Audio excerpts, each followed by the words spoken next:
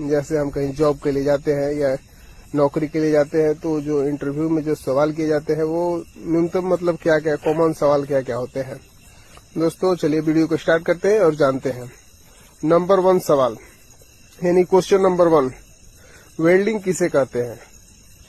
दोस्तों वेल्डिंग एक ऐसी विधि है जिसमें दो समान प्रकार के धातुओं को अलग अलग धातुओं को विशेष ताप या बिना दबाव दिए आपस में जोड़ने की प्रक्रिया को वेल्डिंग कहते हैं। अब जान लेते हैं दोस्तों क्वेश्चन नंबर 2, वेल्डिंग कितने तरह की होती है। दोस्तों इसका आंसर होगा वेल्डिंग मुख्य रूप से 2 प्रकार की होती है। पहला नंबर है ऑटोजीनियस वेल्डिंग और दूसरा नंबर है हीटोजीनियस वेल्डिंग। अब जान लेते हैं दोस्तों क्वेश्चन नंबर 3, आर्क किसे कहते हैं। तो इसका आंसर होगा जॉब तथा इलेक्ट्रोड के बीच की न्यूनतम दूरी को आर्क कहते हैं।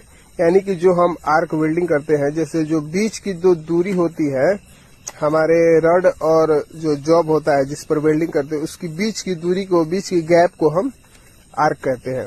अब जान लेते हैं दोस्तों क्वेश्चन नंबर 4, वेल्डिंग में कुल कितने पोजीशन होते हैं। दोस्तों वेल्डिंग में कुल 6 पोजीशन होते हैं। Number 1G position, 2G position, 3G position, 4G position, 5G position और 6G।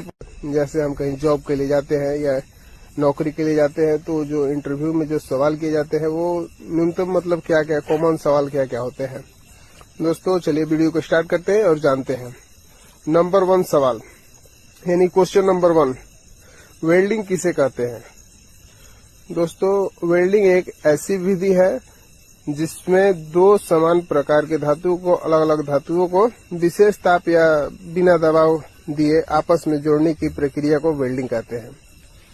अब जान लेते हैं दोस्तों क्वेश्चन नंबर 2, वेल्डिंग कितने तरह की होती है। दोस्तों इसका आंसर होगा वेल्डिंग मुख्य रूप से 2 प्रकार की होती है। पहला नंबर है ऑटोजीनियस वेल्डिंग और दूसरा नंबर है हीटोजीनियस वेल्डिंग। अब जान लेते हैं दोस्तों क्वेश्चन नंबर 3, आर्क किसे कहते हैं। तो इसका आंसर होगा जॉब तथा इलेक्ट्रोड के बीच की न्यूनतम दूरी को आर्क कहते हैं। यानी कि जो हम आर्क वेल्डिंग करते हैं, जैसे जो बीच की जो दूरी होती है हमारे रड और